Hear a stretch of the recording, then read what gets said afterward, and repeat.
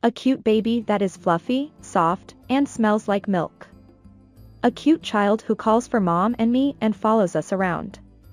The crystallization of love with a beloved person.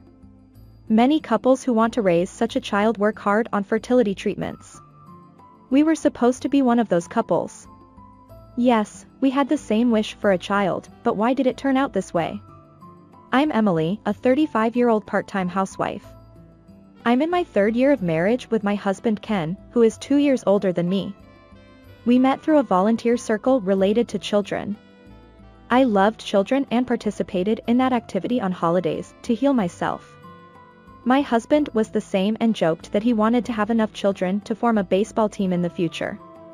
We talked about how many boys and girls we wanted, what names we would give them. If I build a house, I will make the living room a double-height space and put a swing in it, and so on. We talked about many dreams. So we introduced each other to our parents soon after we started dating, and we got married and had a ceremony a year later. We were both over 30 years old at that time, so we thought it would be better to have many children as soon as possible if we were going to have them. However, even after 3 years had passed, we still didn't have any children. This cycle didn't work either. I reported to my husband with disappointment that I didn't get pregnant this month. I see. He probably didn't expect anything anymore, so his response was casual. He thought that having children was easy once you got married without any basis. But I learned in the first year that it wasn't that simple. In the second year, I tried to improve myself by measuring my basal body temperature, creating a menstrual cycle chart, warming my body, researching things that were good for fertility treatments, etc., all by myself. In the 3rd year, I took the plunge and stepped into an obstetrics and gynecology clinic. I've been trying hard in my own way, but there has been no fruit. Or rather, I've been told by my gynecologist. There's nothing wrong with your body. That means your husband needs to be tested. Hey. Why don't you go for a test once? What? I'm fine. I've never had any problems with my health checkups. Don't you think infertility tests are not done during health checkups? But I'm not the one who's going to give birth. I'm the one who's going to give birth, but you're the one who's going to provide the seed, right? Men's tests are not painful and are over in no time. But it's embarrassing. I feel embarrassed every time and it hurts. Suppressing my desire to complain like that, I try to get him interested. Timing therapy seems to have reached its limit, so I want to move on to the next step soon. Because you can make enough children to form a baseball team, right? Is this man only capable of saying, I think he has male pride or something like that, but he can't move forward without enduring the test. Even if my husband's test results are bad, I'm prepared to live with him. I want children too, but my husband is more important. Doesn't he know or pretend not to know about my feelings and efforts? Today too, my husband ignored my wishes and just fiddled with his smartphone. And there is another person who doesn't understand this situation besides my husband. You still can't have children? My mother-in-law visited our house on my day off as usual and threw harsh words at me. Yes. It's because you're working. Quit soon. But it costs money for treatment. If you quit your job, you can do it right away, so you don't need treatment costs. If it were such an easy story, I would quit my job too. Change hospitals, too. Go for an examination at a place with better facilities, and if they find any abnormalities, it'll be fine. Abnormalities? That's presuming there's something wrong with my body. If you want grandchildren so much, can't you ask Ken to take an examination too? Can't you ask him, mother-in-law? I was tired of being blamed every time, so I let out my true feelings unintentionally. My mother-in-law dotes on her son so much that she turns into a demon when she says anything bad about him. Do you want to say there's something wrong with my son? Rather than the cause. The doctor is also troubled because the treatment plan cannot be determined without my husband's examination. There's no way my son has a problem. Don't blame my son or the doctor just because you're infertile. Yes. Of all things, infertile. What era is that word from? If written in kanji, it would be Ishiana, stone woman. I understand that you don't want to admit the possibility of a problem with your precious son. However, what kind of thought process is it to conclude that I'm the one who's strange? Honestly, that's why I told him to find a younger wife. My mother-in-law continues to mutter as if she wants me to hear it. Since my mother-in-law always responds like this, I turn a deaf ear. My heart has been paralyzed by years of sarcasm, going from one ear to the other. Yes, pass, pass. After that, the same thing repeated for a while. Only I went to the hospital, and even though I was told by the doctor that timing therapy was impossible, I still couldn't get my husband's cooperation. However, my husband was actively involved in making babies even if he refused to be tested. But at some point, even that activity stopped. With this situation, unless a stork physically brings it, we won't have a child. But I was relieved because I was tired of long fertility treatments. I don't have to worry about my cycle and feel restless or disappointed anymore. My husband feels the same way. I thought it was a period of rest and didn't pay much attention to it. But that wasn't the case. Let's get divorced. One day, my husband suddenly handed me divorce papers. Why? I was confused by the unexpected turn of events. My husband laughed and said, "Of course, it's because we can't have children. It's not just my problem. If you get tested, we might be able to conceive." That's it. My husband looked down on me as if I were something dirty. It's like I'm defective. I'm tired of being treated like that. No. I just wanted a child with you. I thought you wanted the same thing. So we tried our best as a couple. When a woman turns 35, she's called an older mother, right? Your body can't handle it anymore. This person could say such terrible things so easily. No wonder he takes after his mother. I want a child. That's why I decided to change partners. Change partners? You mean divorce? Remarry? Or rather, are you saying you're having an affair? Don't use such vulgar words. I just chose a young woman who can have children. That's terrible. You're the terrible one. You broke the promise to have many children. My mother is also disappointed that she won't see her grandchildren's faces. I can't keep up with infertility treatments anymore. That's right. My mother-in-law, who had somehow entered the house, glared at me with the same eyes as my husband, looking down on me. I should have done this from the beginning. I found the next wife. What? She's young, cute, and obedient. She'll definitely become a wonderful wife and give birth to many children. Unlike you. Certainly, my mother-in-law said she wanted a young bride. But who could have imagined that they would really try to replace me while we were still married? What do these people think of me? Am I just a machine for having children, and they want to replace me because I'm broken? I gradually regained my composure as the blood rushed back to my head from the unexpected turn of events. I've had enough. Everything that remained, including my feelings, flew away. I don't want to think that these 3 years of pain and suffering were in vain, but more than that, I absolutely don't want a child connected by blood with these people. I don't want to dedicate my precious life to such a man. I understand. I agree to a divorce. I bite my trembling lips in anger and play the role of an understanding wife. It's helpful to have an understanding wife. In return, I will definitely collect alimony from you and your mistress. Oh. You're at fault too. That's why you can't have children.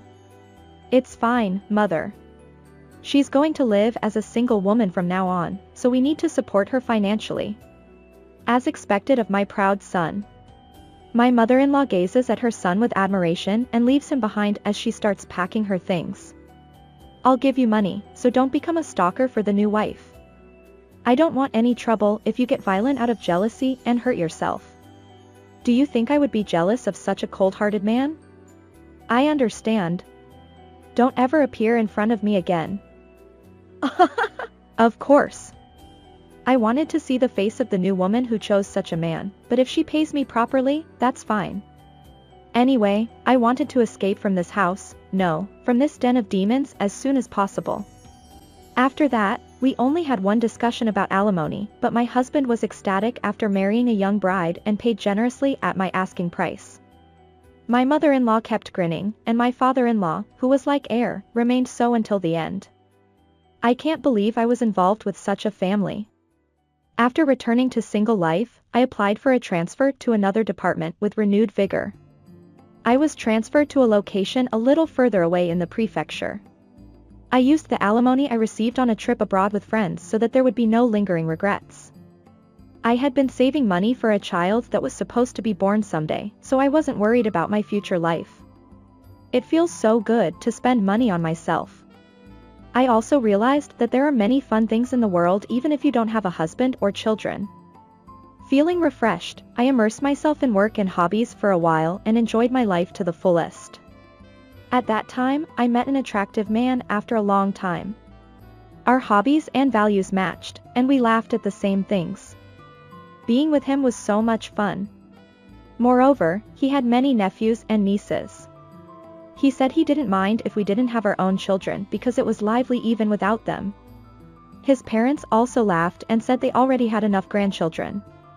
5 years after the divorce, I remarried him at the age of 40. So I had given up on having children because it seemed impossible at my age, but what a surprise! I found out that I was pregnant with twins. My husband was also overjoyed even though he said he didn't care about their gender. In addition to being an older mother, they were twins. There were many pregnancy troubles, and I was bedridden most of the time. However, my husband and in-laws did everything they could for me. Even my parents who were worried about me all along without saying anything shed tears of joy when they heard about my pregnancy. Finally, boy and girl twins were born safely. My experienced in-laws helped me raise them and it was reassuring to have them around. Raising children is hard work, but I was happy every day surrounded by kind families. One day, I went to the largest shopping mall in the area. I was pushing a large stroller for my twins and leisurely browsing the stores when I noticed a man staring at me. I wondered who he was, perhaps an acquaintance. Without paying any attention to my suspicious expression, the man called out, "Emily. Could it be Ken?" It was my ex-husband whom I had divorced 5 years ago. After the divorce, he appeared in my nightmares for a while, but I had completely forgotten about him since becoming pregnant with twins. His face and physique had changed quite a bit, he had become overweight and seemed very unhealthy. Do you have children?"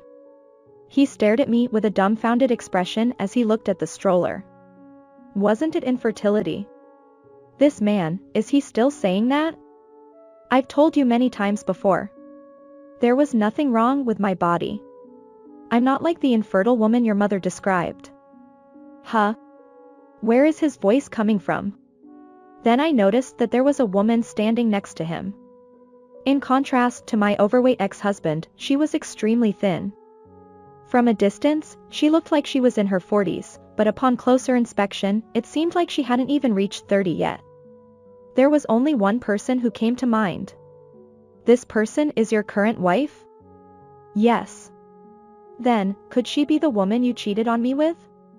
Huh? Cheated on you? Hey. His wife looked bewildered, and his face turned pale. It became clear from their mismatched expressions what had happened. This man has done it again. You didn't know that this person was already married? I heard that you had divorced long before we started dating. I was told that your previous wife couldn't have children, so you left her. That's not true. You were secretly cheating on me while I was undergoing fertility treatments.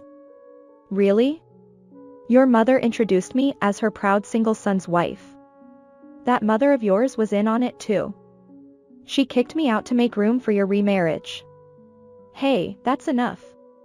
My ex-husband panicked and tried to cover my mouth. I brushed his hand aside. You're such a despicable man for blaming your infertility on your wife and deceiving even young girls. I continued.